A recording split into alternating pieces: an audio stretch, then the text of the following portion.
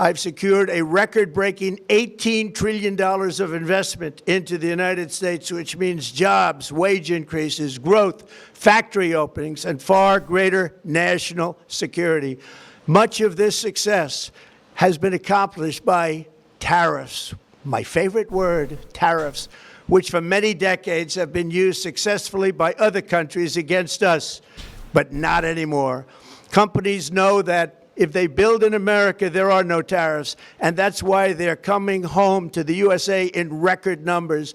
They're building factories and plants at levels we haven't seen, AI, automobiles. We're doing what nobody thought was even possible. So you can really see from this speech why we say that Donald Trump lies so frequently to the American people, because in his address to the nation, he makes a ton of outrageous lies about manufacturing, investment, and jobs coming in. So in this clip, you'll see that Donald Trump claims that the United States has secured $18 trillion in new foreign investment, but his own White House actually puts the number at $9.7 trillion, which is almost half of his claim. And if you take a look at economic analysis by places like Bloomberg, they put the number really at $7 trillion if you account for things like overlapping or redundant investment. And 80% of the investment coming in is actually for things like artificial intelligence, which is not leading to new jobs, it's actually leading to more layoffs, which is exactly why 2 months out of this year, we've actually seen negative job growth. And this was the first time we've seen negative job growth in the US economy since 2020. But the way that Donald Trump talks about new foreign investment, he makes it seem as though this is all going to things like manufacturing. It is going to lead to things like opening up of factories and a ton of new jobs coming in. But that is not happening. In fact, we've seen a loss of 67,000 manufacturing jobs